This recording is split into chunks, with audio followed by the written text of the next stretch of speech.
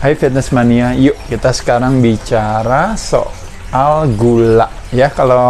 Kenapa saya bicara soal gula? Karena kalau kita berbicara salah satu kontributor ya katanya daripada yang namanya berbagai penyakit yang berhubungan dengan perilaku itu disebabkan karena dalam hal ini adalah ulah perilaku makan. Makronutrisi yang paling banyak dikonsumsikan adalah karbohidrat. Karbohidrat kalau kita makan, apakah dari kentang, apakah dari nasi, apakah dari tepung dan turunannya nasi, kadang-kadang juga mungkin dari mie, kue-kuean dan sebagainya ya, termasuk juga dari gula ya, apakah yang tersembunyi maupun yang memang terkandung di dalam apakah makanan dan minuman. Nah pada saat itulah dipecah oleh tubuh menjadi gula. Jadi gula itu sebenarnya adalah kalau bisa dibilang bagian terkecil daripada karbohidrat. Jadi kalau protein kita pecah menjadi asam amino, kalau kita makan lemak dipecah menjadi lemak esensial gitu ya. Nah pada saat kita makan karbohidrat dipecah oleh tubuh menjadi gula ya. Kalau teman-teman lihat dipecah oleh tubuh menjadi gula itu teman-teman bisa dibagi dua ya. Kalau mungkin yang paling populer, kalau ini secara umum, ingat ya dulu lagi pelajaran kita lagi di sekolah dulu ya, jadi ada namanya disakarida. Kalau D-nya itu berarti duanya itu molekul. Nah molekulnya adalah apa?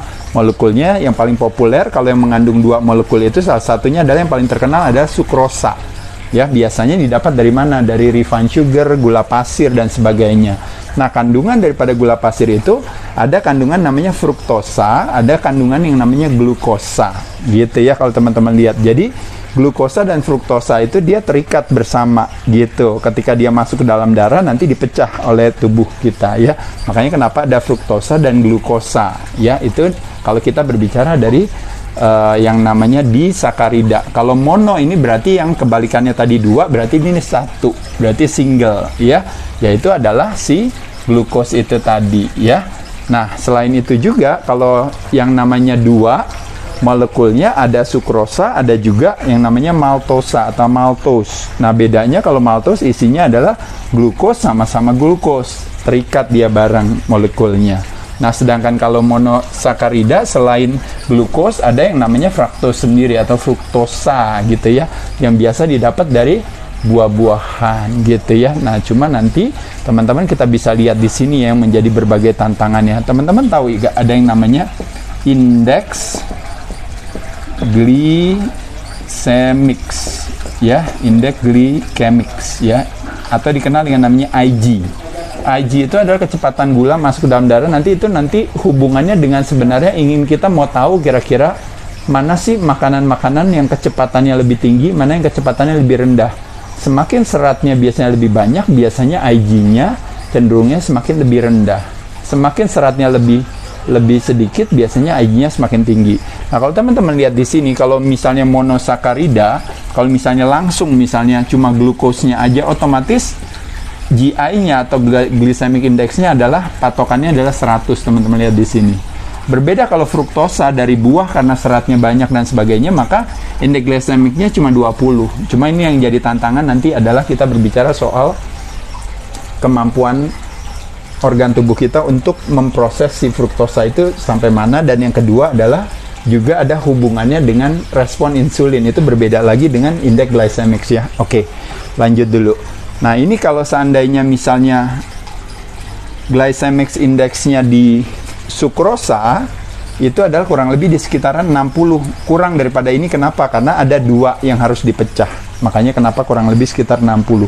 Namun kebalikannya kalau bangsa ini udah gula ditambah gula, jadinya apa? Ini glycemic indexnya jadi lebih cepat lagi, kurang lebih 110, jadi naik lagi daripada yang standarnya. Biasanya didapat dari apa? Dari kentang, dari nasi, dari tepung-tepungan ya. Tepung-tepungan kalau bahasa Inggrisnya tuh namanya starches ya. Itu bisa dari roti, dari mie dan sebagainya. Nah, jadi teman-teman bisa lihat di sini ya. Jadi kalau maltosa ini adalah salah satu yang paling parah kalau teman-teman lihat ya. Nah, sekarang kita lihat langsung ya kalau kita berbicara yang namanya glukosa gitu ya. Istilahnya ketika kita makan sesuatu karbohidrat kita makan, dia memiliki dampak terhadap gula di dalam darah kita ya. Ketika kita masukkan makanan tertentu, gula darah kita mendadak naik. Waktu gula darah kita naik, badan kita membuat sebuah yang namanya mekanisme defensif atau menciptakan satu kecerdasan sendiri ya, dengan merilis insulin untuk menurunkan gula darah kita di kisaran antara 90 sampai 100 ya, kita kira-kira seperti ini. Nah, yang menjadi tantangan adalah, nah ini makanya kenapa saya sering ngajarin teman-teman untuk puasa satu ya. Yang kedua adalah mengurangi karbohidrat, mengurangi gula pada saat kita makan, karena gula kalau nggak digunakan akan disimpan di dalam sel lemak. Ini jadi tantangannya ini. Jadi sekali lagi di sini saya mau ngomong lebih kepada boleh gak sih makan gula gitu. Syaratnya, masalahnya tantangannya makan gula itu syaratnya satu, kalau mau makan gula syaratnya adalah satu adalah secukupnya, sesuai kebutuhan latar belakang masing-masing orang. Nah, itu berhubungan dengan apa? Dengan aktivitas. Nah, aktivitas yang membakar gula paling efektif dalam waktu yang paling singkat tapi bakarnya paling banyak adalah latihan beban. Kenapa latihan beban? Karena latihan beban hubungannya dengan melatih kekuatan otot rangka. Nah, otot rangka adalah aktivitas yang kalau dikencangkan maka dia membutuhkan gula paling banyak. Dan pada saat setelah dirusak, dia akan mengembalikan lagi, dia butuh gula yang lebih banyak juga. Dan pada saat ototnya semakin banyak, semakin terlatih, pada saat itu cc-nya menjadi lebih tinggi, memungkinkan otot menjadi tempat pembuangan gula terbesar. Jadi makanya the largest site of glucose disposal itu adalah sebenarnya is a skeletal muscle, makanya kenapa butuh itu. Nah, tapi jadi sekali lagi saya cuma mau bilang sama teman-teman sekalian, bukannya nggak boleh makan gula, tapi kita mesti pintar-pintarnya ya. Nah, makanya kenapa butuh, masing-masing orang pasti punya komposisi tubuh sendiri masing-masing satu, dan yang kedua adalah karena latar belakang teman-teman sendiri. Kalau rajin latihan beban tentu akhirnya tidak ada masalah ya sebenarnya gula itu sendiri, tapi kelebihan udah pasti. Nah, problemnya ketika kita ketergantungan tenaga kita itu dari glukosa, maka apa yang terjadi teman-teman? Terjadilah yang disebut dengan yang namanya naik turunnya daripada gula darah kita. Karena ketika kita makan banyak, diambil, diturunin lagi. Jadi pada saat naik, itu yang disebut namanya hyperinsulinemia. Jadi begitu dia naik ke atas. Pada saat di drop turun ke bawah gara-gara ada insulin yang ngambil dan akhirnya turun ke bawah, itu terjadi yang disebut namanya hypoglikemia. Jadi kalau hypo itu turun, kalau hyper itu naik. Ya, teman-teman. Nah, makanya kenapa pada saat ini kita tahu tidak memungkinkan kita punya strategi untuk bisa punya istilahnya sumber energi yang stabil, karena dengan cara seperti itu terjadi roller coaster tersebut, maka otomatis nggak stabil. Makanya ketika nggak stabil terjadi energi yang nggak stabil, naik turun, bahkan kadang-kadang habis makan siang teman-teman kadang ngantuk dan sebagainya, atau juga kadang-kadang mood swing yang kadang-kadang diasosiasikan sebagai personalitas kita, seolah-olah bahwa iya saya orangnya moody dan sebagainya, padahal masalahnya adalah hanya gara-gara salah makan. Dan yang terakhir tentunya jadi gampang cepet lapar kan ketika terjadi hal ini ya. Jadi pas diturunin jadi lapar, pengen makan, pas makan naik ngantuk lapar lagi, terus menerus. Makanya kenapa salah satu strategi daripada kita low carbs high fat itu sebenarnya hanya ingin mencoba membuat satu metabolic switch, bagaimana kita nggak rely on glucose tapi kita rely on fats ya, dengan adanya kehadiran si ketonin tersebut ya, yang berasal daripada dipecahnya si asam lemak di dalam tubuh kita. Nah, lanjut lagi teman-teman sekalian, kalau fruktos tadi seperti saya katakan tadi itu kan bagus dong, berarti dari buah bagus.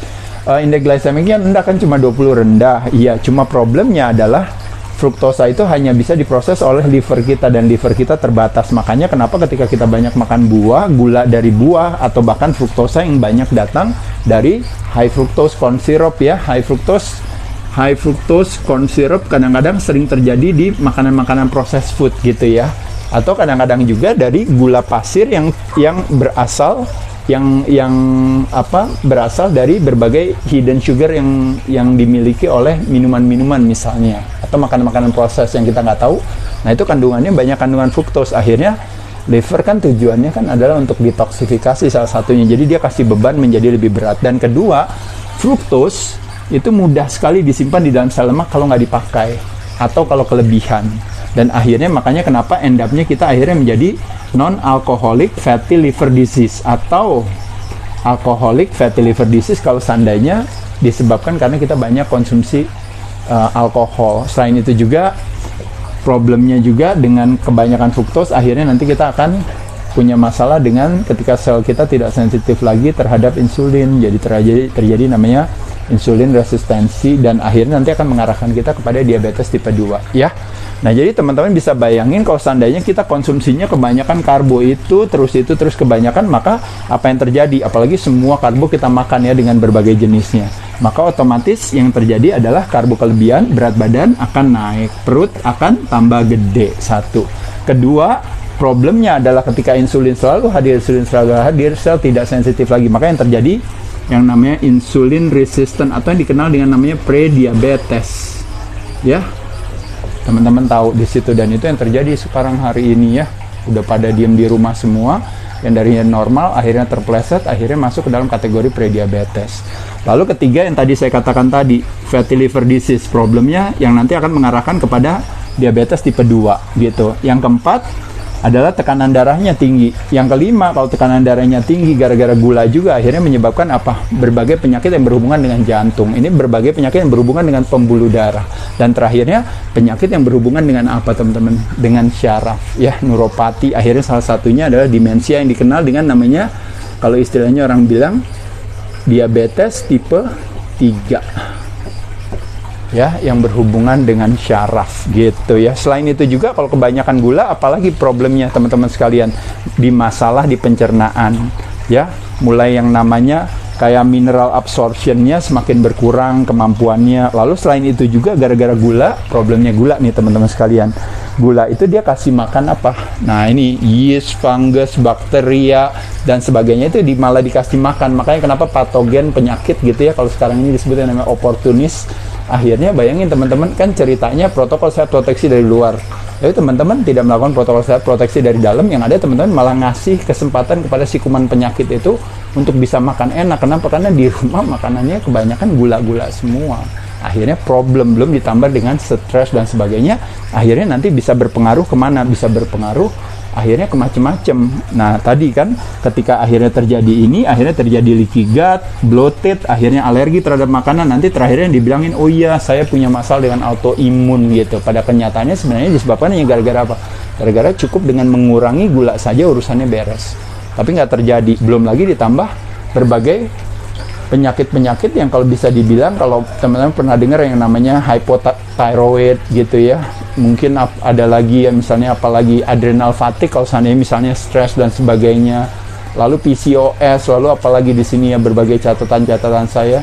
Intinya sebenarnya secara tidak langsung gara-gara kebanyakan gula kita mempengaruhi sistem endokrin kita ya, sistem hormonal kita, mempengaruhi juga apa kualitas kesehatan kita dan sebagainya. Nah makanya kenapa aja apa dong yang harus saya lakukan teman-teman? Yang saya lakukan adalah makan gulanya kalau bisa secukupnya, kalau bisa melakukan aktivitas yang membutuhkan gula yang paling banyak dalam hal ini. Makanya kenapa resistance training, lalu melakukan cardiovascular exercise, melakukan yang namanya medium intensity interval training, melakukan high intensity interval training misalnya apabila punya kemampuan untuk melakukan hal itu sebagai penutup daripada latihan beban dan selanjutnya. Jadi sekali lagi teman-teman, di sini saya hanya cuma mau membahas lebih kepada gula itu menjadi satu tantangan bagi kita ya. Di satu sisi menyenangkan, saya pun juga senang kalau teman-teman tahu konsumsi gula ya, tapi juga kita secukupnya. Kenapa? Karena saya pada saat latihan beban pun juga saya latihan bebannya sebisa mungkin juga dengan latihan beban yang optimal, sehingga memungkinkan saya untuk tubuh membutuhkan gula sesuai dengan aktivitas saya. Banyak yang terjadi hari ini kan adalah apa teman-teman? Kebutuhan tubuhnya nggak setinggi itu, tapi gula yang dikonsumsikan setinggi itu. Makanya pada saat itu terjadilah penyakit, dan penyakit inilah yang akhirnya akan menurunkan imunitas kita. Nanti yang akan mengambil kredit adalah siapa? Yaitu adalah otomatis adalah si penyakit infeksinya. Paham ya teman-teman sekalian ya? Oleh sebab itu yuk kita mulai protokol sehat proteksi dari dalam dengan merubah pola perilaku kita, terutama dalam hal makan, dalam hal mengkonsumsikan karbohidrat yang berlebihan. Saya ucapkan terima kasih, semoga bermanfaat informasinya.